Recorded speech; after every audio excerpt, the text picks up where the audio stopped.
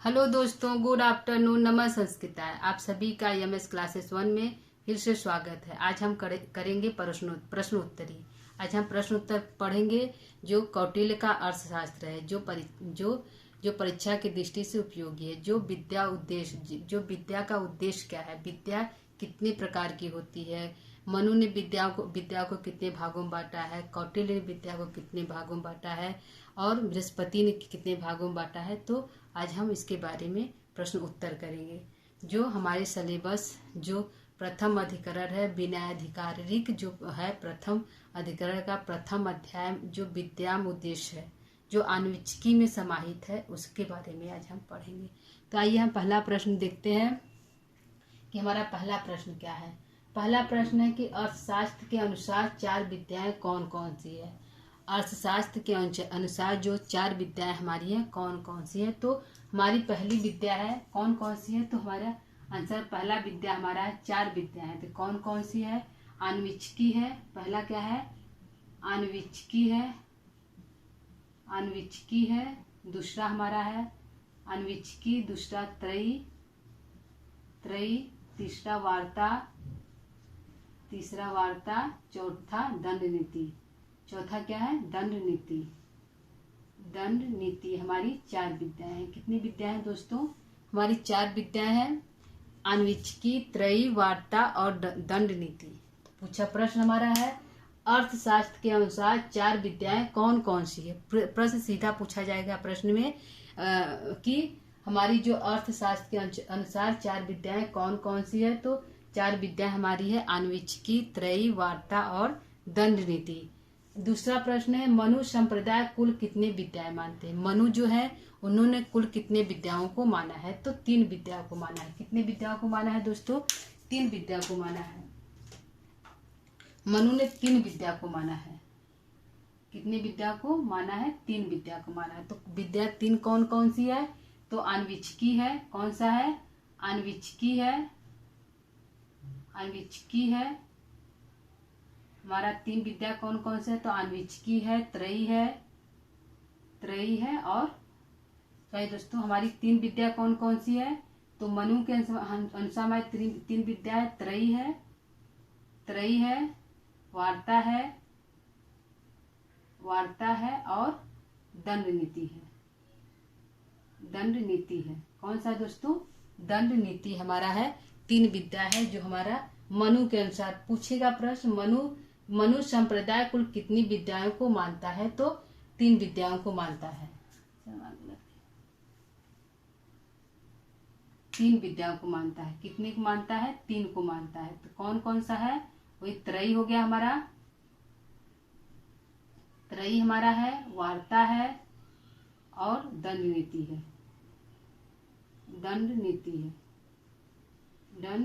हमारे 3 विद्या है। मनु ने 3 विद्या माना है। अर्थशास्त्र के अनुसार 4 विद्या है, मनु के अनुसार 3 विद्या है, जिसमें आन्वीक्षिकी को हटा दिया गया। किसको हटा दिया गया है, आन्वीक्षिकी विद्या को हटा दिया गया है। त्रयी, वार्ता और दंड नीति 3 विद्या को मनु मानते हैं। अगला हमारा प्रश्न है मनु ने आन्वीक्षिकी विद्या को किसमें समाहित किया। मनु ने आन्वीक्षिकी विद्या को नहीं माना, तो उसको कहाँ समाहित किया, तो त्रयी में समाहित किया। कहाँ समाहित किया, त्रयी में समाहित किया। उन्होंने कहा कि जो त्रयी में जो आन्वीक्षिकी है वह त्रयी में ही समाहित है। ठीक है दोस्तों, आन्वीक्षिकी और त्रयी को एक ही माना उन्होंने, मनु ने। तो तीसरा प्रश्न है मनु ने आन्वीक्षिकी विद्या को किसमें समाहित किए, तो त्रयी में समाहित किया। अगला प्रश्न है आचार्य बृहस्पति कितने विद्याओं को मानते हैं। तो कितने विद्याओं को मानते हैं, 2 विद्याओं को। आंसर हमारा है आचार्य बृहस्पति ने कितने विद्याओं को मानते हैं, तो 2 विद्याओं को मानते हैं। कौन कौन सा, वार्ता को मानते हैं और दंड नीति को मानते हैं। वार्ता को मानते हैं और दंड नीति को, वह 2 ही विद्याओं को मानते हैं, वार्ता और दंड नीति को मानते हैं। ठीक है दोस्तों, कौन कौन सा, वह त्रयी और आन्वीक्षिकी को नहीं मानते। अगला प्रश्न है बृहस्पति ने त्रयी विद्या को क्या कहा। त्रयी विद्या को कहा कि त्रयी विद्या लोगों के जीवन का साधन है। त्रयी विद्या कहा कि लोगों के जीवन जीने का साधन है। लोगों के जीवन जीने का साधन है। जीवन जीने का साधन है। जीने का साधन है कौन सा है? लोगों के जीवन जीने का साधन क्या है हमारा? त्रयी है। तो बृहस्पति ने त्रयी विद्या को क्या कहा? कहा कि त्रयी विद्या जो लोगों के जीवन जीने का साधन है। ठीक है, अगला हम प्रश्न देखते हैं। वार्ता और दंड नीति को विद्या कौन मानता है? वार्ता और दंड नीति को विद्या बृहस्पति मानते हैं। कौन मानते हैं? प्रश्न सीधा उठाकर पूछेगा। वार्ता और दंड नीति को विद्या कौन मानता है? तो बृहस्पति मानते हैं। कौन मानते हैं? बृहस्पति मानते हैं। बृहस्पति जो है सिर्फ 2 ही विद्या मानते हैं। कौन कौन सा? वार्ता और दंड नीति को।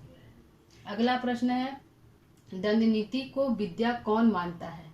दंड नीति को विद्या कौन मानता है? तो शुक्राचार्य। कौन मानते हैं? आंसर हमारा है शुक्राचार्य। शुक्राचार्य। शुक्राचार्य यह कौन थे दोस्तों? यह दानवों के गुरु थे। जो राक्षस दानव थे उनके गुरु थे शुक्राचार्य। तो पूछा दंड नीति को विद्या कौन मानता है? तो शुक्राचार्य मानते हैं। कौन मानते हैं? शुक्राचार्य मानते हैं। अगला प्रश्न है, चारों विद्याओं को कौन मानता है? चारों विद्याओं को कौन मानता है? तो चाणक्य मानते हैं। कौन है? चाणक्य या कौटिल्य। तो कौटिल्य हम लिख लेते हैं। कौटिल्य मानते हैं। कौटिल्य हमारे चारों विद्याओं को कौन मानता है? कौटिल्य मानते हैं। अगला प्रश्न है, आन्वीक्षिकी विद्या के अंतर्गत कौन कौन से दर्शन आते हैं? आन्वीक्षिकी विद्या के अंतर्गत कौन कौन से दर्शन आते हैं? तो हमारे 3 दर्शन है। कौन कौन से दर्शन है? सांख्य है। कौन कौन से दर्शन है? सांख्य है, सांख्य है, योग है और लोकायतन है। कौन है? योग है, यातम है, लोकायातम है, लोकायातम है। हमारी 3 विद्या है। सांख्य है, योग है और लोकायत है। कौन सा है? लोकायत है। 3 हमारे दार्शनिक है। जो यह दर्शन 3 है जो आन्वीक्षिकी के अंतर्गत समाये। सभी विद्याओं का प्रदीप कौन है? सभी विद्याएं किस में समाहित? तो सभी विद्याओं का प्रदीप है आन्वीक्षिकी। कौन है दोस्तों? आन्वीक्षिकी है। आन्वीक्षिकी है। सभी विद्याओं किस में समाहित है? तो आन्वीक्षिकी में समाहित है। सभी विद्याओं का आश्रय कौन है? तो आन्वीक्षिकी ही है। अगला प्रश्न होगा कि सभी विद्याओं का आश्रय कौन सा है? प्रश्न हो गया सभी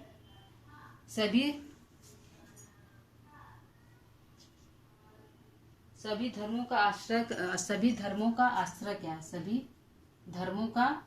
क्या है? सभी धर्मों का आश्रय क्या है?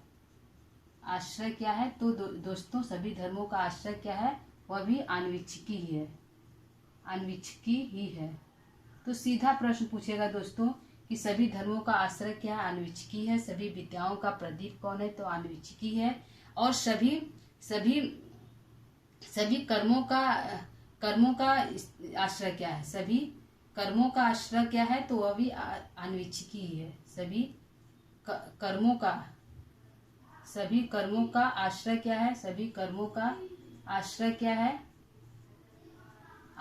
है? तो वह भी आन्वीक्षिकी ही है। क्या है दोस्तों? आन्वीक्षिकी ही है। आन्वीक्षिकी ही है। सभी कर्मों का आश्रय भी आन्वीक्षिकी है। सभी धर्मों का आश्रय भी आन्वीक्षिकी है। और सभी विद्याओं का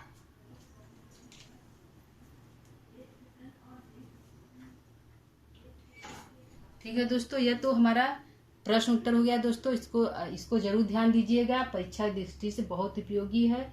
ये परीक्षा में जरूर से जरूर पूछी जाएगी। तो इसको देख लीजिएगा। एक बार इसको हम फिर देख लेते हैं कि अर्थशास्त्र के अनुसार 4 विद्याएं कौन कौन सी है? तो आन्वीक्षिकी है, त्रयी है, वार्ता है और दंड नीति है। दूसरा प्रश्न है, मनु संप्रदाय कुल कितनी विद्याओं को मानते हैं? तो 3 विद्याओं को मानते हैं, त्रयी, वार्ता और दंड नीति। और 2 विद्याओं को कौन मानता है? तो 2 विद्याओं को बृहस्पति मानते हैं, वार्ता और दंड नीति को। दंड नीति और वार्ताओं को कौन लोग मानते हैं? तो बृहस्पति मानते हैं।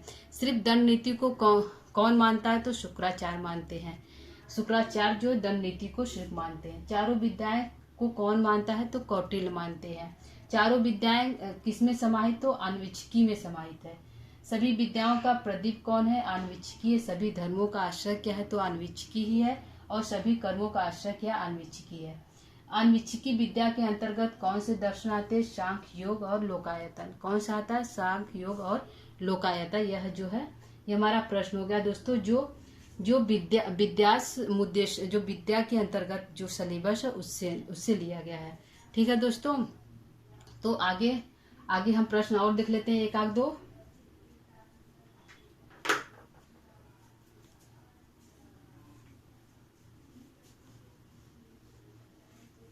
सामान्य ज्ञान से हम प्रश्न देख लेते हैं कि अर्थशास्त्र के लेखक कौन है।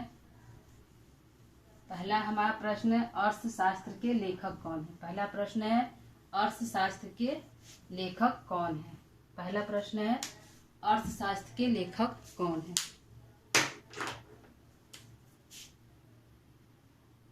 अर्थशास्त्र के लेखक कौन है। सामान्य ज्ञान से प्रश्न उत्तर है दोस्तों, इससे पूछेगा अर्थशास्त्र के लेखक कौन है। लेखक कौन है, अर्थशास्त्र के लेखक कौन है। तो आंसर हमारा है दोस्तों, कौन है? कौटिल्य है। कौन है? कौटिल्य है। कौटिल्य है। पूछ दिया। दूसरा प्रश्न है, कौटिल्य ने कहाँ पे अपनी शिक्षा ली थी। तो तक्षशिला में। कहाँ पे? तक्षशिला में। और कौटिल्य की शिक्षा कहाँ पे हुई थी? कौटिल्य की शिक्षा कौटिल्य की शिक्षा कहाँ हुई थी? शिक्षा कहाँ हुई थी? तो कहाँ हुई थी दोस्तों? तक्षशिला विश्वविद्यालय में। कहाँ पे? तक्षशिला विश्वविद्यालय में। तक्षशिला जो विश्वविद्यालय में। अगला प्रश्न है, कौटिल्य का जन्म कहाँ हुआ था। कौटिल्य का जन्म कहाँ हुआ था? तो पाटलिपुत्र। कौटिल्य का जन्म कहाँ हुआ था? जन्म कहाँ हुआ था? तो पाटलिपुत्र।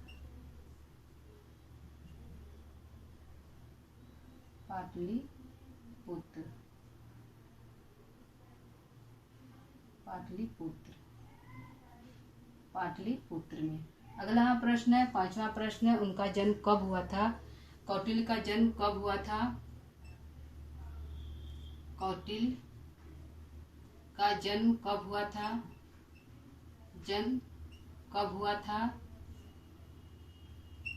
कब हुआ था। तो दोस्तों 375 ईसा पूर्व। 375 ईसा पूर्व। कहाँ पे हुआ था? 375 ईसा पूर्व में जो है कौटिल्य का जन्म हुआ था। अगला प्रश्न हमारा है कि कौटिल्य की रचनाएं कितनी है। कौटिल्य की कुल कितनी रचना है। कौटिल्य की कुल कितनी रचनाएं हैं। कौटिल्य की कुल कितनी रचनाएं हैं। कौटिल्य की कुल कितनी रचनाएं हैं।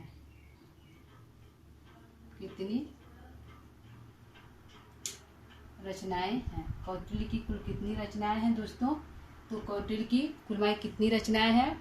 कौटिल्य की कुल कितनी रचनाएं हैं। तो 2 रचनाएं। कौन सी है? एक है अर्थशास्त्र, 2 है। पहला अर्थशास्त्र है और दूसरा क्या है? चाणक्य नीति। क्या है दोस्तों? चाणक्य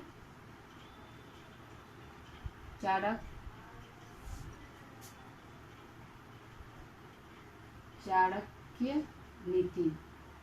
क्या है दोस्तों? दूसरा हमारा चाणक्य नीति। प्रश्न हमारा है, कौटिल्य की कुल कितनी रचनाएं हैं। 2 रचनाएं, अर्थशास्त्र और चाणक्य नीति। अर्थशास्त्र की रचना कब हुई। अगला प्रश्न है, अर्थशास्त्र की रचना कब हुई। अर्थशास्त्र की रचना कब हुई दोस्तों। तो 300 ईसा पूर्व। कब हुई? 300 ईसा पूर्व। कब हुआ? 300 ईसा पूर्व में अर्थशास्त्र की रचना हुई। अर्थशास्त्र की रचना कब हुई? 300 ईसा पूर्व में हुई। ठीक है दोस्तों, अगला हम प्रश्न देख लेते हैं कि इनके पिता क्या नाम था। कौटिल्य के पिता का क्या नाम था? कौटिल्य के पिता का क्या नाम था? पिता का क्या नाम था? कौटिल्य के पिता का क्या नाम? कौटिल्य के पिता क्या नाम था? तो चड़क नाम था। क्या नाम था दोस्तों? कौटिल्य के पिता का नाम चड़क था। क्या नाम था? चड़क था। कौटिल्य के पिता का नाम चड़क था। अगला हमारा प्रश्न है, अर्थशास्त्र के लेखक कौन है? तो कौटिल्य है। कौटिल्य की शिक्षा कहाँ हुई थी? तो तक्षशिला विश्वविद्यालय में। कौटिल्य का जन्म कहाँ हुआ था? पाटलिपुत्र में। कौटिल्य का जन्म स्थान कब जन्म स्थान कौटिल्य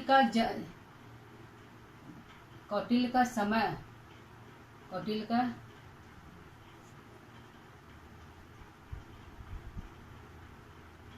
का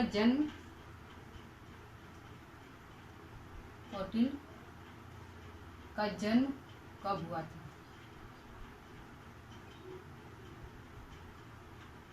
कौटिल्य का जन्म कब हुआ था?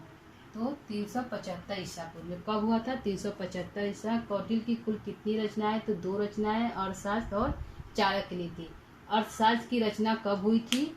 तो 300 ईसा पूर्व में हुआ था। कौटिल्य के पिता का क्या नाम था? तो चड़क नाम था। क्या नाम था? कौटिल्य के पिता का चड़क नाम था। ठीक है दोस्तों, तो ये हमारा सामान्य ज्ञान से प्रश्न हो गया। जो पीछे प्रश्न किए हैं, तो जो प्रश्न था वह विद्या संबंधित था दोस्तों। तो ये हमारा क्लास आप लोगों को कैसा लगा? प्रश्न लिख लेते हैं।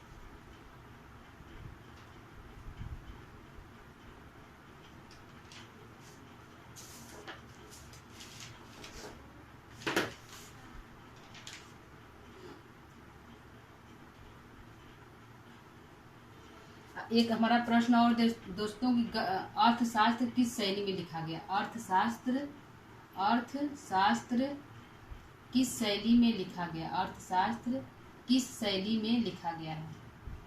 अर्थशास्त्र किस शैली में लिखा गया है? किस शैली में लिखा गया है? तो यह प्रश्न पाठ में पूछ रहा है, गद्य में लिखा गया है कि पद में लिखा गया है? तो गद्य में लिखा गया है। किस में लिखा गया है दोस्तों? हमारा गद्य में लिखा गया है। जो अर्थशास्त्र की रचना किस शैली में हुआ है? तो गद्य शैली में हुआ है।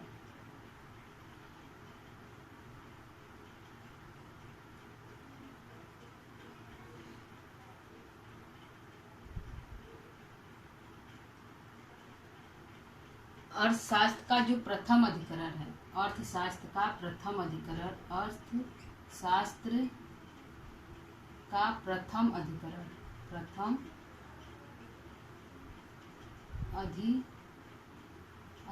का क्या नाम है? प्रथम अधिकरण का क्या नाम है?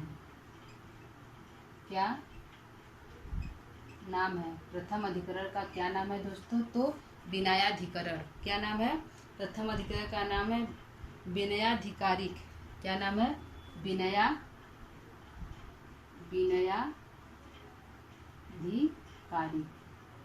हमारा जो है प्रथम अधिकरण का प्रथम यह नाम, क्या नाम है? विनयाधिकारिक नाम है। और शास्त्र का प्रथम अधिकरण का क्या नाम है? तो विनयाधिकारिक नाम है। क्या नाम है दोस्तों? विनयाधिकारिक नाम है। इसमें कुल कितने अध्याय हैं? तो 21 अध्याय है। इसमें कुल कितने अध्याय हैं? विनयाधिकारी में कुल कितने अध्याय हैं? विनयाधिकारी में कुल कितने अध्याय हैं? विनयाधिकारी में कुल कितने अध्याय हैं? कुल कितने अध्याय हैं? कितने अध्याय हैं? तो 21 अध्याय हैं। कितने अध्याय हैं दोस्तों? 21 अध्याय। तो एक बार इसको हम देख लेते हैं फिर से। अर्थशास्त्र के लेखक कौन है? तो कौटिल्य है। कौन है दोस्तों? कौटिल्य है। कौटिल्य की शिक्षा कहाँ हुई थी? तो तक्षशिला विश्वविद्यालय में हुआ था। कौटिल्य का जन्म कहाँ हुआ था या उनका निवास स्थान कहाँ है? तो पाटलिपुत्र है। कहाँ पे है दोस्तों? पाटलिपुत्र में। हमारा कौटिल्य जो है तक्षशिला में हुआ था, पाटलिपुत्र में उनका जन्म हुआ था। कौटिल्य का जन्म कब हुआ था? 375 ईसा पूर्व में हुआ था। कब हुआ था? 375 ईसा पूर्व में हुआ था। कौटिल्य की कुल कितनी रचनाएं हैं? तो उनकी 2 रचनाएं प्राप्त है। एक है अर्थशास्त्र और दूसरा है चाणक्य नीति। अर्थशास्त्र में राजनीति की बातें कही गई है, क्योंकि चाणक्य नीति एक नीति ग्रंथ है। अगला प्रश्न है, अर्थशास्त्र की रचना कब हुआ था? तो कौटिल्य ने अर्थशास्त्र की रचना 300 ईसा पूर्व में किया था। कितने में किया था? 300 ईसा पूर्व में किया था। कौटिल्य के पिता का क्या नाम था? कौटिल्य के पिता का क्या नाम था? चाणक्य नाम था। इन्हीं के नाम पर इनका नाम चाणक्य पड़ा। अर्थशास्त्र किस शैली में लिखा गया? अर्थशास्त्र जो किस शैली में लिखा गया है? गद्य में लिखा गया है कि पद्य में? तो गद्य में लिखा गया है। गद्य में लिखा गया। किस में लिखा गया? गद्य में लिखा गया। अर्थशास्त्र का प्रथम अधिकरण का क्या नाम है? तो विनयाधिकारिक नाम है। विनयाधिकारिक नाम है प्रथम अधिकरण का। विनयाधिकारिक में कुल कितने अध्याय हैं? तो 21 अध्याय। ठीक है दोस्तों, तो यह देखिए हमारा प्रश्न उत्तर हो गया। आपको हमारा प्रश्न कैसा लगा? जो परीक्षा की दृष्टि से बहुत बहुत उपयोगी है दोस्तों, इसको जरूर देखिएगा। यदि आप लोगों को प्राप्त हो गया तो इसको जरूर पढ़िएगा, ये परीक्षा में जरूर पूछा जाएगा। तो क्लास को यहीं पर हम समाप्त करते हैं। नमः संस्कृताय।